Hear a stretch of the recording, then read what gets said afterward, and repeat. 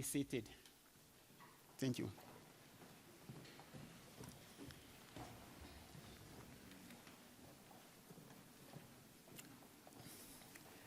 Ladies and gentlemen, esteemed guests, good morning. Good morning. It is my greatest honor and privilege to welcome everyone here and on different social media to this special distinguished lecture on the 30 years celebration of South African democracy under the theme An Inspiring Message for South African Youth and Young Adults to excite them about their future prospects in South Africa. We are honored to have the Honorable Mr. Paul Mashatile, the Deputy President of the Republic of South Africa, a man of great honor, courage, humility, but also an indomitable freedom fighter in his own right. To be among us to deliver the special distinguished lecture today.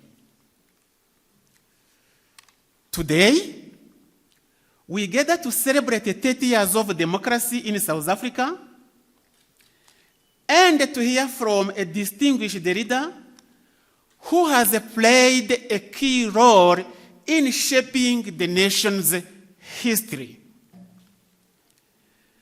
The commemoration of 30 years of freedom of democracy is a great opportunity to celebrate the remarkable journey we have traversed to create a vibrant democracy where all South Africans are equal before the law, and the country continue to work to create equal access to socio-economic opportunities. The commencement of the year-long 30 years Freedom of Democracy celebration was officially launched by government on the 5th of April this year, 2024. It is therefore befitting for the great University of Johannesburg, as the Prof. Mpedi would like to have it, to join the nation and reflect on the milestones achieved and the challenges encountered in the journey towards a more inclusive and equitable society. The Deputy President's insight and perspective are sure to inspire us as we reflect on the progress we have made and the challenges that lie ahead. The special distinguished lecture was organized by the School of Public Management, Governance and Public Policy in partnership with the College of Business and Economics at the great University of Johannesburg. At this point, I would like to call upon Prof. Ben Marks, the Executive Dean of the College of Business and Economics, to make his remarks. But before he comes, Prof, I want to say something about you so the nation can hear it. Prof. Ben Marks obtained his BCom cum laude in 1987. Many of us were still young at the time. His BCom honors in 1988 and his BCom cum laude again in 1993 at the University of the Free State. He completed his doctorate thesis in auditing on the topic of audit committees in 2008 at the great University of Johannesburg. After completing his articles at the audit firm Deloitte in 1992, he joined the Department of accountancy at the University of the Free State as a senior lecturer, but he was promoted to associate professor in 1994, in just 2 years. In 1995, he joined the Department of Accountancy at RAU, now the great University of Johannesburg. He currently holds the position of acting executive dean in the College of Business and Economics here at the University of Johannesburg. Prof. Ben Marks, I can go on for the whole day, but for the sake of time, please welcome to the podium.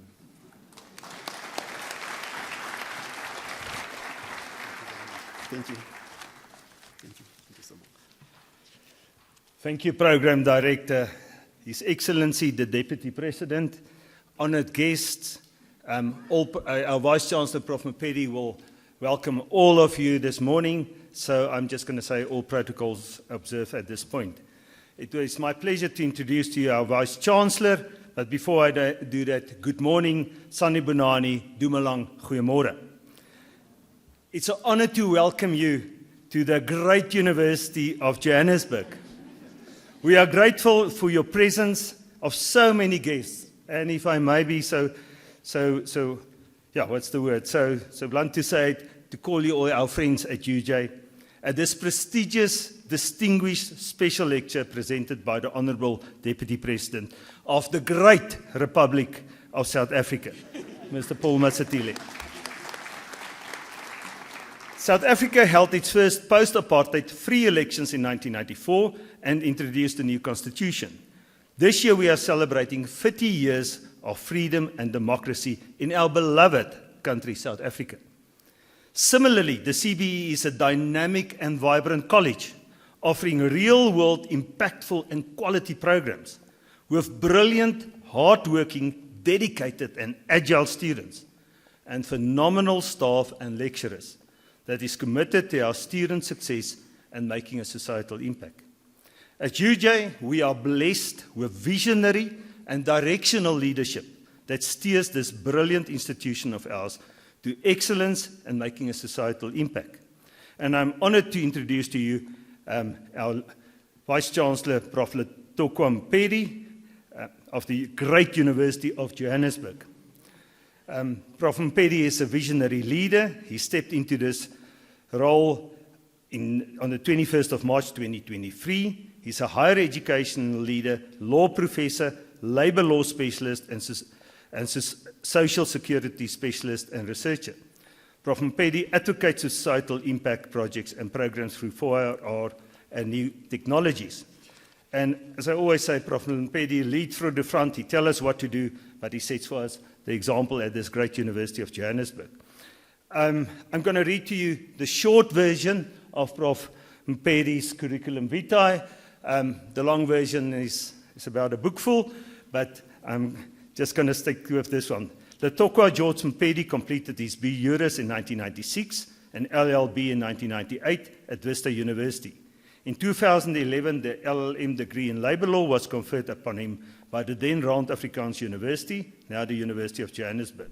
He twice received, and this is big words, the Ducer Academicer Austudendius, Prof. You must help me with those pronunciations, Austudendius DAAD Award in 2000 and 2001 for purposes of researching in Germany for his LLM dissertation and LLD thesis. Upon completion of his LLB, he was employed as a junior lecturer in the Department of Mercantile Law at Vista University, Mamelodi campus. He joined the Center for International and Comparative Labour and Social Security Law and the then Rand Afrikaans University as a researcher in 2000. In August 2003, Professor Mpedi accepted the position as a research fellow at the Max Planck Institute for Foreign and International Social Law in Munich, Germany.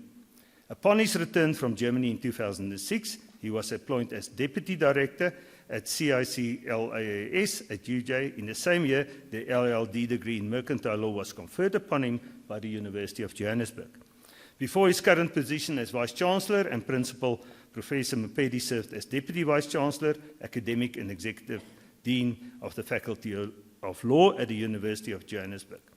He lectured Labour Law and Social Security LLB, postgraduate and certificate students and has delivered papers at numerous national and international conferences. Professor Mpedi has published widely on social security and labour law in South Africa, Southern Africa, and Anglophone Africa. His most recent publications include a co-authored book, Labour Law in Ghana, 2022, published by LexisNexis, South Africa. Professor Mpedi is an NRF-rated scholar. He's placed in the B category as a researcher who enjoys considerable international recognition and peers. And I can go on for long, but Prof, it's an honor introducing you, and thank you for what you do.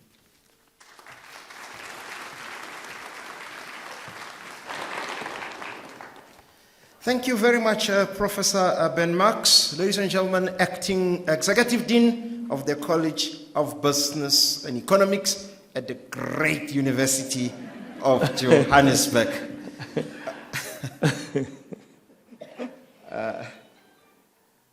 His Excellency, Deputy President of the Great Republic of South Africa, Mr. Paul Mashatile, the Premier of the Great Province of Gauteng, Re Tanyasa Lesufi, members of the diplomatic corps present here today, senior government officials, members of the Planning Commission.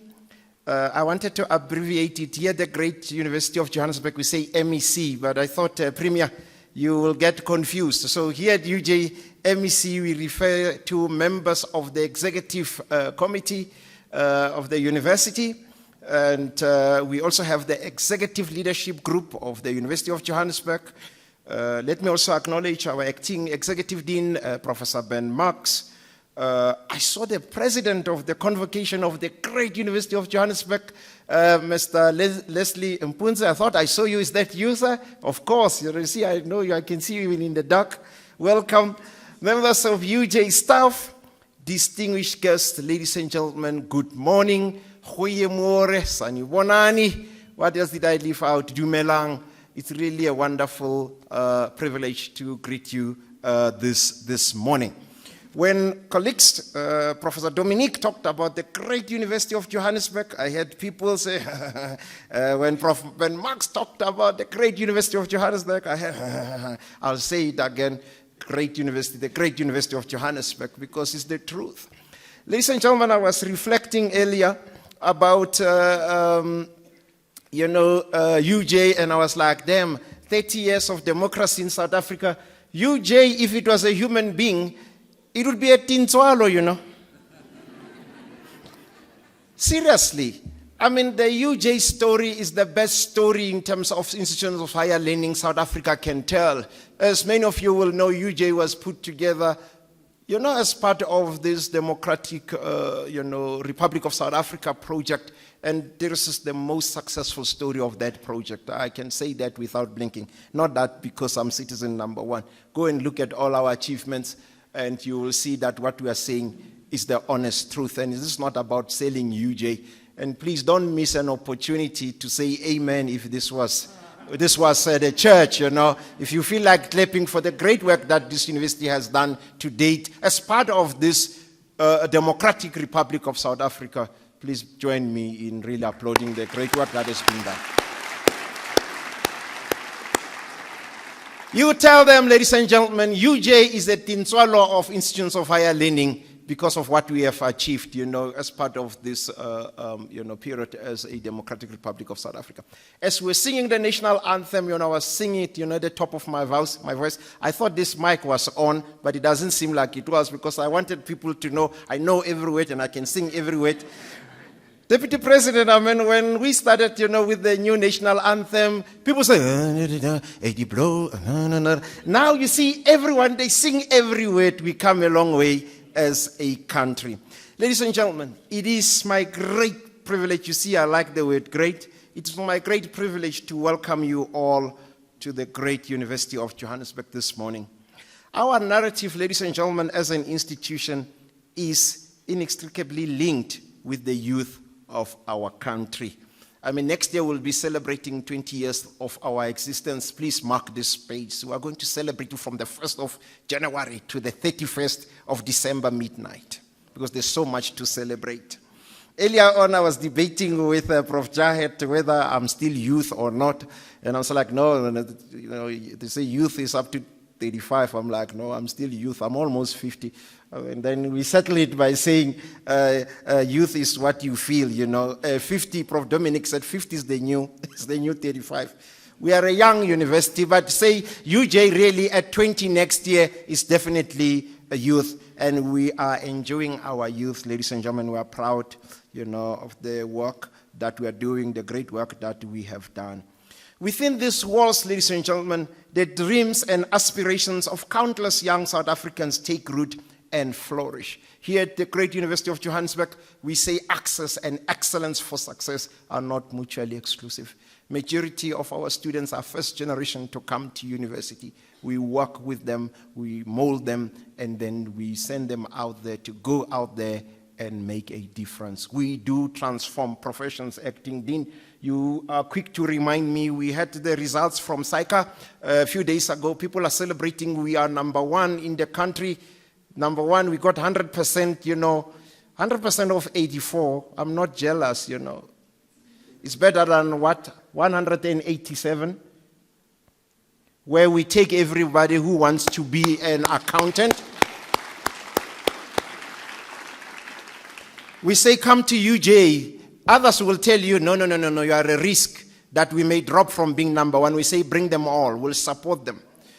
And then we give them that chance. There's no university in South Africa that contributes to the accountancy professors like UJ in terms of bringing women and the underrepresented people, including blacks. And we are proud of that, and we do it deliberately.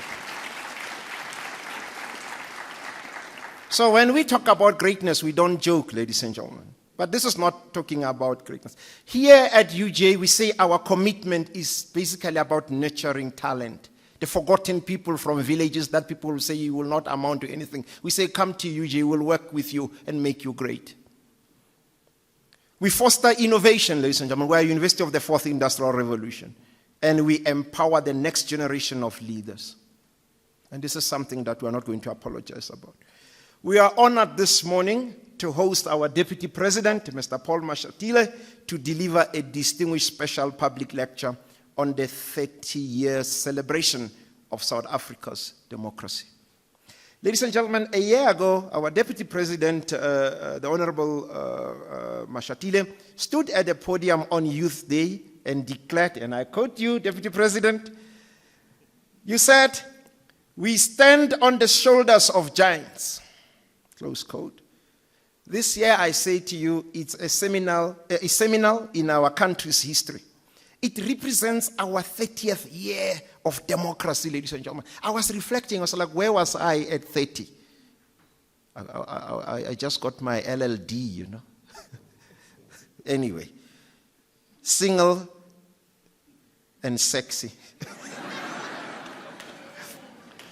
Ladies and gentlemen, for a country with a difficult and fragmented past, this is significant. People didn't give us a chance. They said we are going to kill each other. 30 years we are still standing. The transition from apartheid to democracy brought about a system of inclusive governance and civil liberties. The community of democracies argued that, and I quote, "increasing young people's civic engagement and political participation is crucial to build inclusive societies and strong democratic institutions," close quote.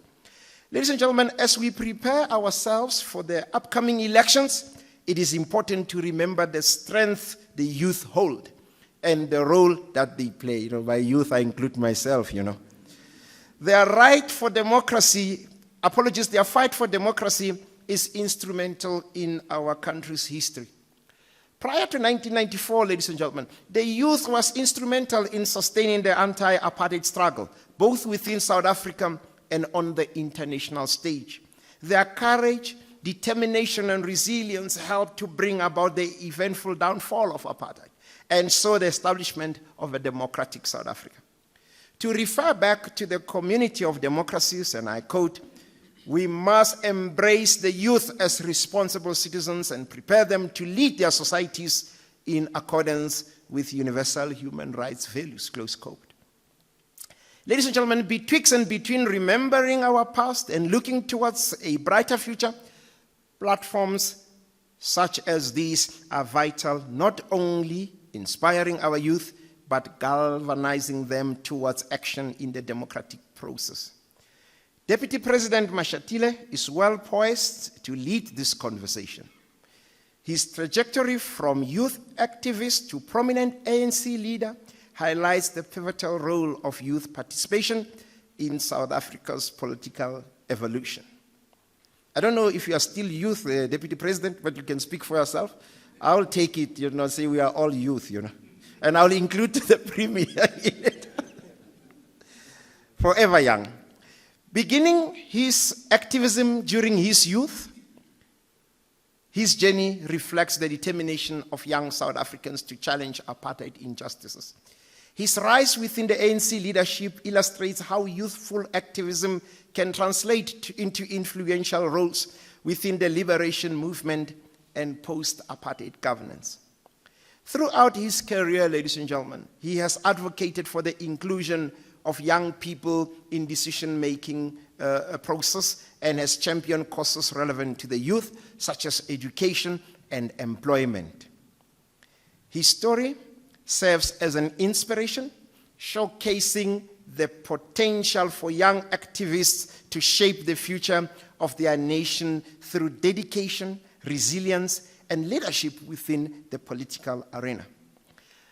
Ladies and gentlemen, I'm reminded of his words in 2020, and I quote, where he said, "At this critical moment, the young men and women of our movement and country are those with moral stamina and integrity, young people of courage and vision," close quote. This rings true once again as we enter an election year, ladies and gentlemen. I'm not campaigning. It is an election year. I look forward to Deputy President Mashatile's insight into the last 30 years and the important role you all play in our democratic narrative. As I welcome him to deliver this important lecture, I lean into his own words and I quote, "The goal is to make sure that young people see a chance that didn't exist before and now that they can do more than they thought they could," close quote. May this be a clarion call for us all, ladies and gentlemen. Thank you for your attention.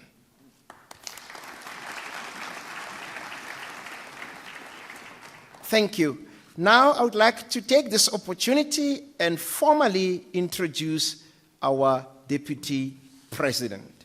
He also has a lengthy CV that could make a book, Professor Dominic, and I was told that I must give an abbreviated version because he's a humble man. But I said, no, I'm going to stretch it as far as I can go, taking into account the time that we have. Ladies and gentlemen, our Deputy President is a well-known man, a man who needs no introduction, but even men who do not need an introduction must be introduced. And I'm going to introduce him this morning. His Excellency Deputy President Mashatile was born in Pretoria. Those who don't know, it is in the Gauteng province. During his early political activism, Mr. Mashatile has held various leadership positions, including joining the Congress of South African Students while studying at Alexandra High School. Together with other young people in Alexandra, they established the Alexandra Youth Congress, where he later became its first president. He went on to be elected as the General Secretary of the United Democratic Front from 1989 until the unbanning of political parties in 1990, when the UDF was dissolved. Owing to his political activism, he was detained under the state of emergency regulations declared by the then state president, P.W. Botha, and spent more than 4 years in prison without trial. While in prison, he pursued academic studies. I say to our students, you have everything here. You have Wi-Fi, free Wi-Fi, you have it all. People did well studying in prison. You are here. Come on, guys. And I want to repeat it today, honestly, People complain about, silly things, and I'm going to remind them, In 1992, he was appointed as provincial secretary of the South African Communist Party in Gauteng. a position he held from 1992 to 2010. He was also head of political education of the ANC Pretoria Witwatersrand Vereeniging region. In addition, the deputy president has also risen through the ranks of the African National Congress. He was elected the chairperson of the Gauteng province in 1992 and also elected as the provincial secretary of the ANC, a position he held for 6 years. And in 1998, he was the deputy chairperson of the ANC in Gauteng. Deputy President Mashatile has vast experience in governance, where he held a number of positions in government, including leader of the House Gauteng legislature from 1994 to 1996. There are a number of those positions up to now, ladies and gentlemen, as the Deputy President of the Republic. In 2017, he was elected as Treasurer General of the party at its 54th National Conference during his tenure as the Treasurer General. He also acted as the Secretary General and Deputy Secretary General of the ANC. As we all know, he was sworn in as Deputy President of the Great Republic of South Africa on the 7th of March 2023, following his appointment to this role by President Cyril Ramaphosa. Ladies and gentlemen, I can go on and on the whole morning. Deputy President Paul Mashatile also chairs the following committees, is important to note: governance, state capacity and institutional development, justice, crime prevention, and security. And this is extremely important. I have to say it because I know as a married man, my wife always reminds me, you tell your people at UJ that they tell others you are married and to me. So the deputy president is a married man, and he's married to Me Humile Bohatsu, and deputy president has 6 children, Palisa, Tinyiko, Tabiso, Ayanda, Zodwa, and Hoya Bill. And I want to declare, if those cameras are for the media, I'm going to gift the deputy president. I haven't done that. I'm going to gift him my book, my latest book, From the Baobab to the Mosquito, Rethinking Leadership Through African Sayings. The book, the royalties for the book go into a bursary fund for students studying at the Faculty of Education, studying neurodiversity. I want the journalists to also say that now the president, the deputy president is in the pocket of UJ, because I gave that book, and then they said that the Gauteng judiciary is corrupt. I gave gifts.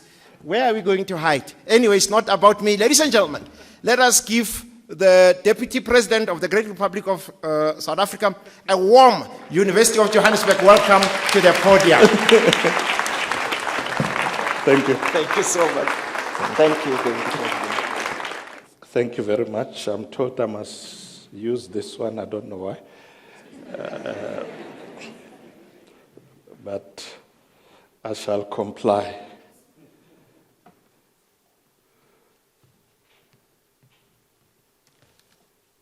Program Director, Professor Dominic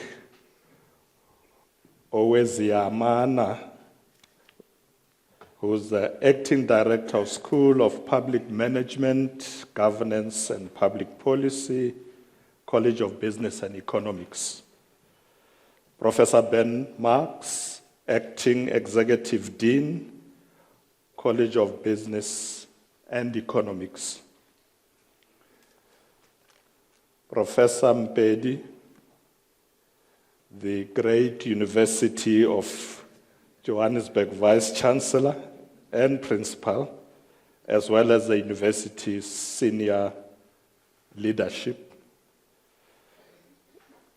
My Premier, Banyaza Lissufi of the Great Province of Gauteng, and your executive committee here present, the leadership of the trade unions who are here, leadership of students, organizations, and representatives of the SRCs, leadership of various political parties who have joined us today, distinguished guests, ladies and gentlemen. It is a great pleasure and honor to have the opportunity to join you as a speaker in the series of public lectures that the Great University of Johannesburg is hosting. Public lectures have an important role to play in public discourse, as they provide an opportunity for the public to engage with leaders in academia, governance, business, and many other sectors. Notably, the lecture is being held during Freedom Month, a time when South Africa celebrates 30 years of democracy. This remarkable milestone was attained by the unwavering determination of the people of our nation. The reality is that for us to attain and enjoy this democracy, countless South Africans have paid the ultimate price. Many of the freedom fighters who gave their lives for a non-racial South Africa did not live to witness its realization. The month of April also evokes memories of the iconic Solomon Kalushi Mahlangu, a young activist who was unjustly executed by the evil apartheid regime on the 6th of April, 1979. His death was and remains a symbol of the injustice and cruelty of the apartheid regime, which could arbitrarily execute innocent individuals. We will never forget, nor will we undermine the potency of his last words when he said to his mother before he went on the 52 steps to the gallows, and I quote, "Tell my people that I love them and that they must continue to fight.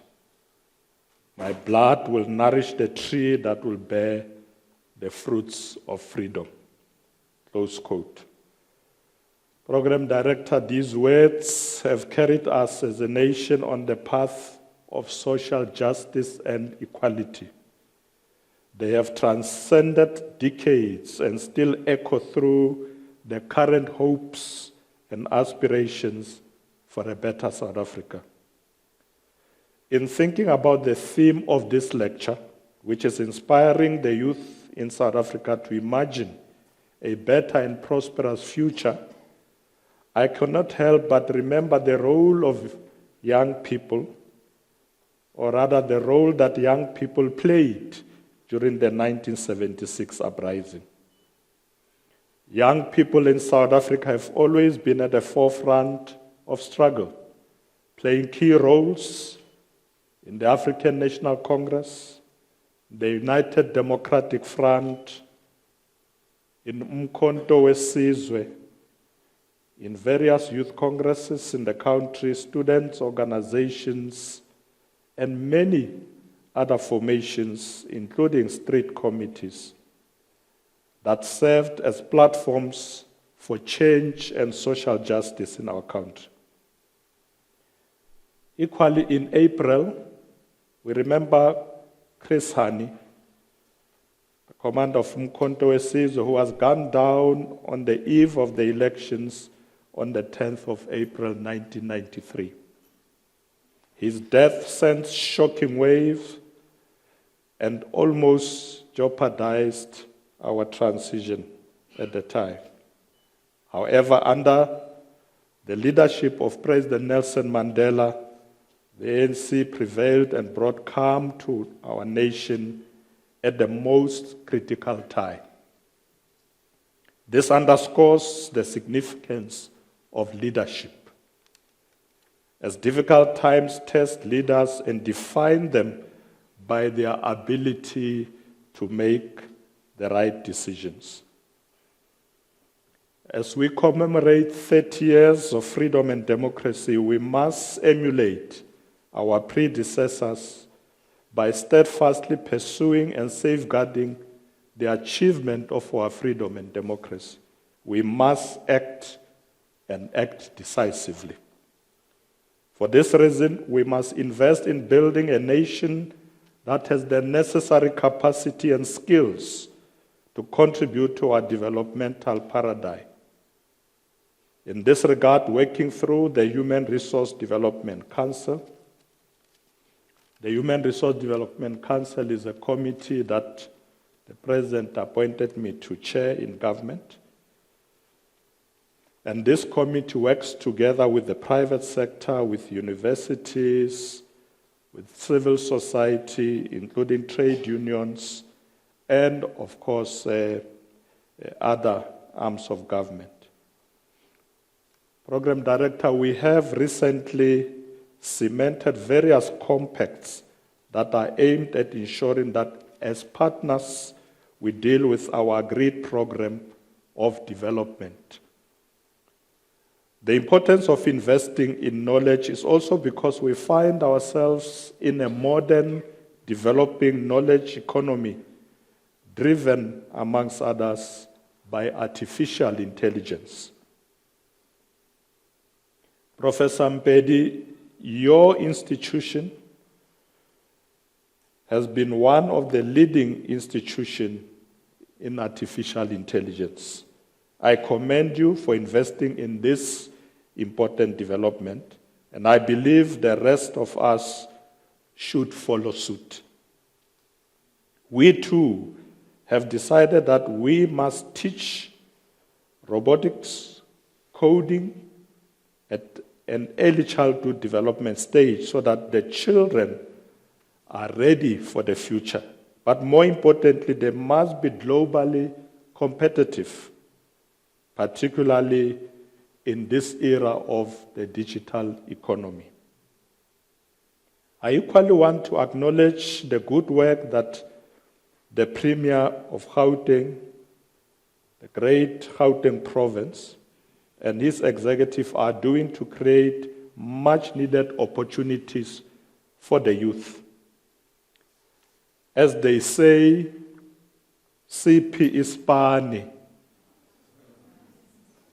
And overwhelmingly, the youth of Gauteng responds to say, Nasi is pani. This and many similar initiatives in KwaZulu-Natal, Eastern Cape, in the Northwest, they've got what they call Tunsalerole.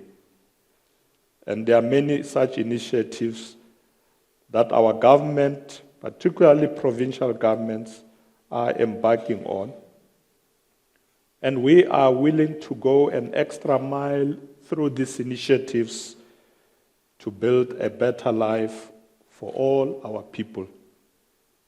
Ladies and gentlemen, over the past few decades, the South African government has taken significant steps to address historical injustices and strive towards achieving social cohesion and socio-economic empowerment for all its citizens.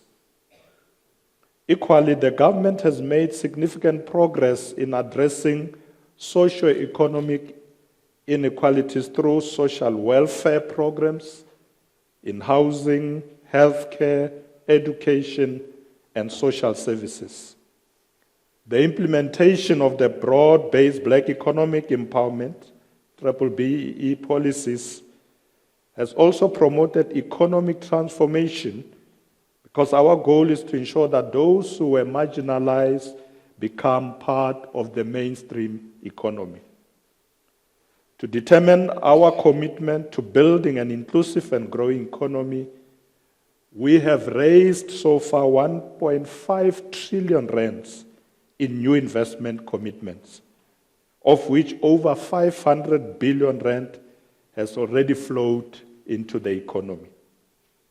We have made further strides in addressing load shedding, ensuring security, enhancing logistics systems, and improving ports and rail networks. And I would like to assure you, ladies and gentlemen,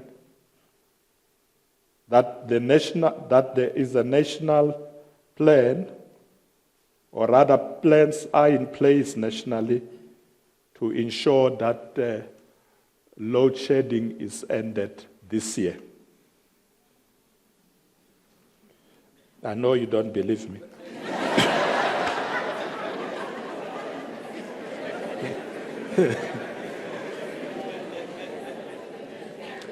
Professor Mpedi, they think I'm electioneering.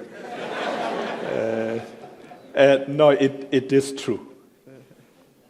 That's why I'm not saying it will end before elections. I'm saying this year. The Minister of Electricity has been working very hard. Some of you might have heard him saying he's working himself out of a job because he's going to end load shedding. So I said to him, no, you are not working yourself out of a job, because once you have ended load shedding, you must plan for another 10 years. You must invest in new generation, make sure Eskom build new power stations, ensure that renewables are implemented, solar, wind, making sure that we can also use gas to power. So there are various initiatives that must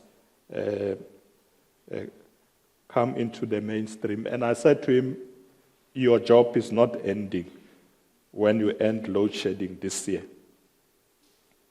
Program Director, we are on track to accelerate land redistribution so that Black South Africans must also have access to land, including farmland. As we speak now,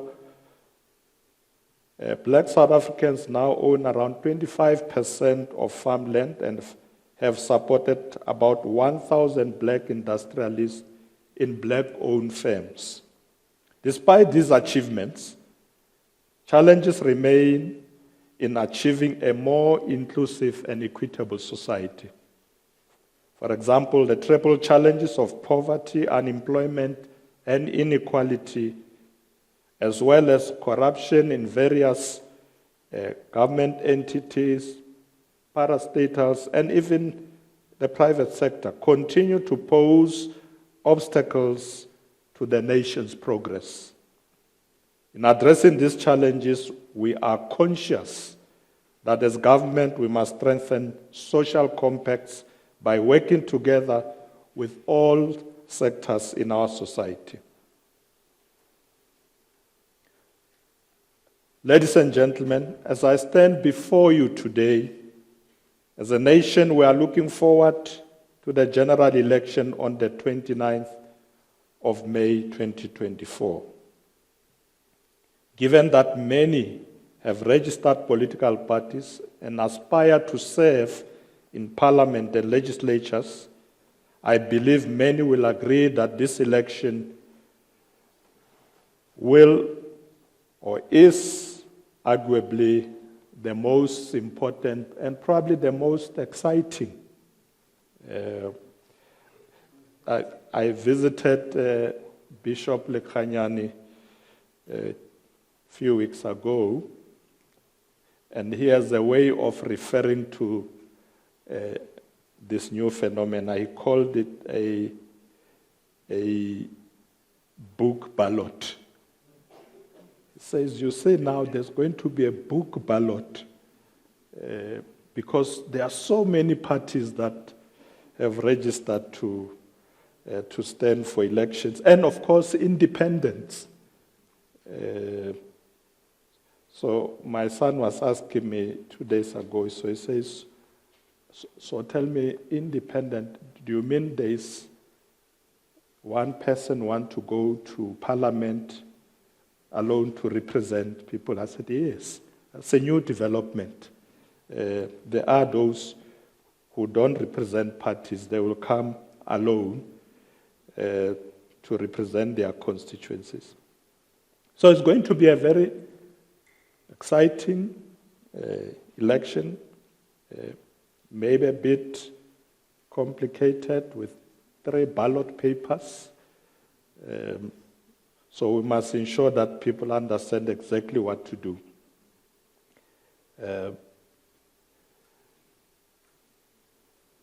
Program directors, We are not surprised that there are so many political parties.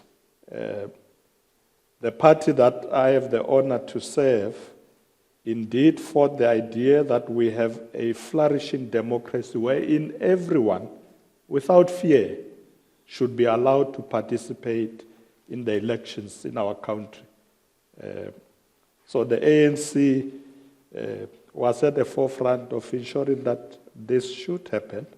I'm confident that we'll have a successful election and that the people of South Africa will continue to place their hopes and aspirations in the organization and movement of their choice.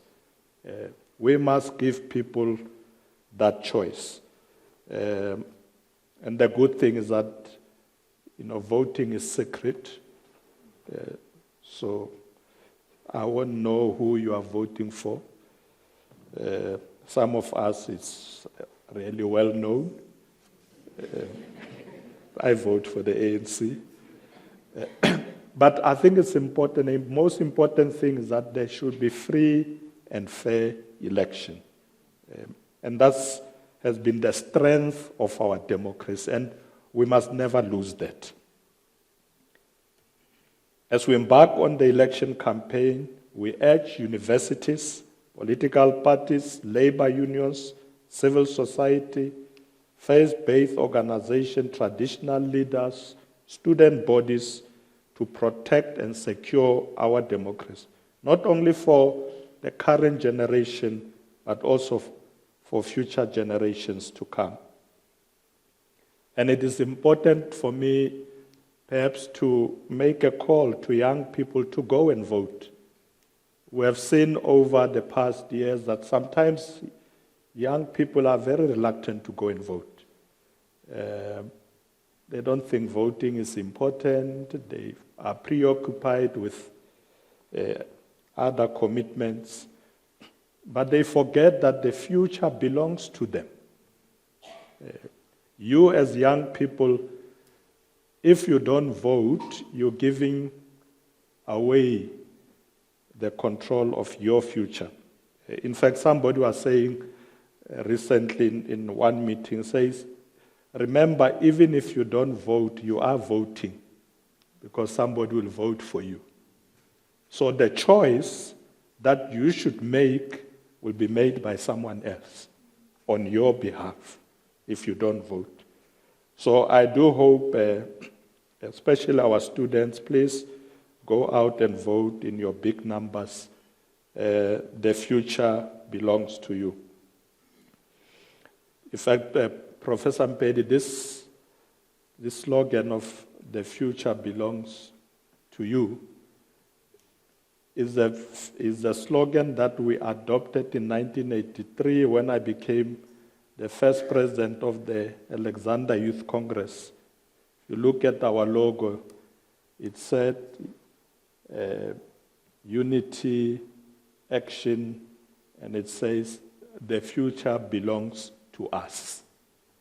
At the time, we're in the heart of apartheid, but we put that bold slogan and we fought hard to ensure that what we meant will be realized. So young people, the youth, please remember the future belongs to you.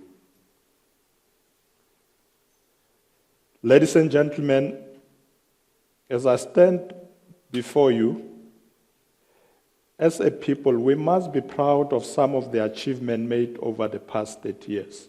And I don't have time to mention all of them, but just to mention a few, this includes here in Gauteng, we're able to implement projects like Gautrain, freeway improvement, bus rapid transport, and there are other initiatives in the agricultural sector, financial services, etc. Many projects implemented. Government has been able to build millions of houses throughout the country, ensure that poor people do receive grants, supports students with bursaries and loans through NSFAS. I know that there are universities or colleges where students are saying some of them have not received these bursaries and loans. we are going to make sure that we address that challenge.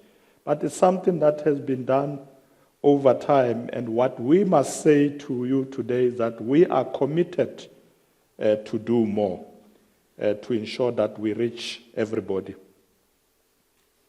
We know for a fact that to grow, we need to invest in infrastructure. Hence, we have projects worth about 21.4 billion rands that have been completed. These projects are part of the infrastructure investment plan of government, which articulate the country's needs for infrastructure-led economic growth and recovery. Further, they include the Welisizwe Rural Bridges Program, which was launched with additional agency following the devastating floods, particularly in KZN, the Eastern Cape and Northwest.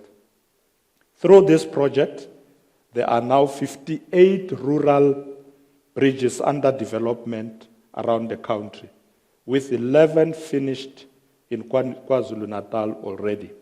I would like to see more young people, the youth, but also women-led businesses being involved in this project, because particularly the youth, young people, as I said, are the future of our country. We need to see them involved in these projects that are unfolding. In the early years, as a leader in government, I had the opportunity, as I said earlier, to be involved in many projects in Gauteng. I'm grateful to those who gave us the opportunity to do so, and we want now to give this opportunity to the youth of our country to be at the forefront and lead the implementation of these projects. Just to encourage you, the youth of today, when we conceptualized the Gautrain in Gauteng, and I was appointed MEC for transport, and I went to look at how to improve rapid rail system. At that time, I was 35 years old. So I just want to say to you, don't pull back and say you are young. We're very young. The Gauteng cabinet at the time was composed of young people, myself, Jabu Mleketi, Katani Mahlangu, the late Ignatius Jacobs, and others. We're all in our 30s. And we took a lead to ensure that Gauteng became a construction site. You too can do it. We want to encourage you to do so. Having been afforded this opportunity to serve at an early age, we want to make sure that you have the same opportunity. We must have in us Solomon Mahlangu's spirit of tenacity. However, we are aware of the challenges that the youth face in our country. Hence, over the years, we have been investing in initiatives for the development of our youth. So we are not saying there are no problems. There are challenges, there are problems, but let's work hard to change our country. Ladies and gentlemen, the President has tasked me with accelerating execution and implementation across government, particularly in relation to service delivery. We are determined, therefore, to speed up execution and implementation. Because many people say to us, but the ANC, you have good policies. Implement. And that's why the President said I should go and lead this initiative. So I've met with many of our premiers, and we continue to speed up implementation. One of the things that we are doing is to put South Africa to work through public employment programs that create work opportunities, including for young people. The President has announced what he called the Presidential Employment Stimulus, and there are programs there that are targeting the youth. Secondly, we prepare our industries for an inclusive economy by implementing cross-cutting industrial strategy that drives growth and create opportunities for the youth. Third, to to tackle high cost of living by taking steps to make everyday life more affordable for our people, the workers, the unemployed, etc. Fourth, invest in people by meeting all of our basic needs, investing in education, improving health outcome, but also improving service delivery. People have been complaining in some areas, you've got sewer spillages, etc. We are attending to those issues. But we must continue to defend democracy and advance freedom, and lastly, to build a capable and developmental state. Here we are driven by the spirit of Batupele, people first. We have in all what we do to always put people first. And that's how we're going to build a developmental state that is capable. In other words, that with people who have skills. Let's not bring into government people who don't know what to do. But I must say to you this morning that we do have a school of government where we continue to train many of the civil servants to be able to do their work properly. So, Program Director, through these priorities, we will put South Africa back on track to achieve the National Development Plan 2030, which will allow us to eliminate income poverty and reduce inequality. To realize this work, we'll continue to invest in competent leaders, and we'll make sure that many of those that we deploy are competent and are given the necessary training. President Ramaphosa have also recently appointed me to lead a water task team, because we have realized that we're beginning to have a problem of water in many parts of the country. This water task team will meet this evening, and we will start going to all provinces. Premier Lesotho, I will also visit Gauteng to work with you to see where there are challenges of water. How do we ensure that we deal with that? But we will start this week in KZN, particularly at eThekwini. There are various reasons that we notice why we're beginning to have water challenges, and one of them is aging infrastructure. We need to attend to that urgently. And I know in Gauteng, Premier Lesotho has been intervening in some of these areas, particularly when there's load shedding. Some of the pump stations don't work, and therefore they need generators. And I know Gauteng has been providing those generators. So this is a task that we regard as urgent, and we're going to work hard so that we don't reach another crisis. We've had load shedding. We don't want water crisis. We must deal with it immediately. The Department of Water and Sanitation has already allocated 10.1 billion rand to municipalities for what we call regional bulk infrastructure grant, and another 4.6 billion rand for water services infrastructure grant.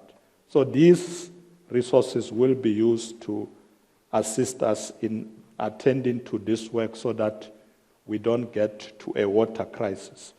Some people were saying we are already in the water crisis, and I said, no, we're not yet there. Let's work fast not to get there so that people have water. As I conclude, Program Director, we will continue to work for peace on the continent and the rest of the world. We will continue to work together with sister people of South Sudan, the DRC, the Sahel, and Horn of Africa in their noble cause for peace. You will recall that the president was 2 days ago in Rwanda, where they were celebrating or commemorating 30 years of the genocide, but took an opportunity to discuss with President Kagame about some of the challenges in that region, particularly the DRC.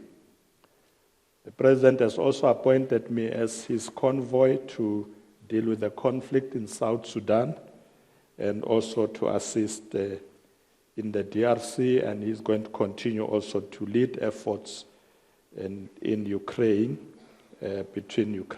conflict between Ukraine and Russia.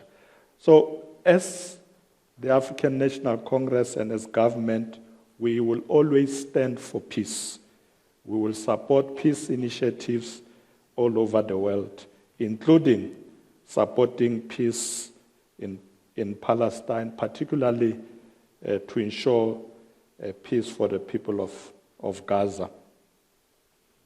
Our message for global peace will never change. We'll continue to condemn any form of genocide. I conclude, the program director, by urging all of us to remain inspired by the words of Solomon Kalushi Mahlangu when he said to his mother, "Tell my people that I love them and they must continue to fight." Close quote. We must continue to carry these words as a nation beyond the 30 years of freedom and democracy towards the 100 years of the Freedom Charter in 2025, wherein we would have achieved a South Africa that belongs to all who live in it, black and white. We must continue to fight poverty. We must continue to fight inequality. We must continue to fight that our people have employment. We must continue to fight that our people have water, have electricity, and they get a better life. Tell my people that I love them and they must continue to fight. Thank you very much, ladies and gentlemen. Thank you. Thank you. Thank you. Thank you. The University of Johannesburg, the future reimagined.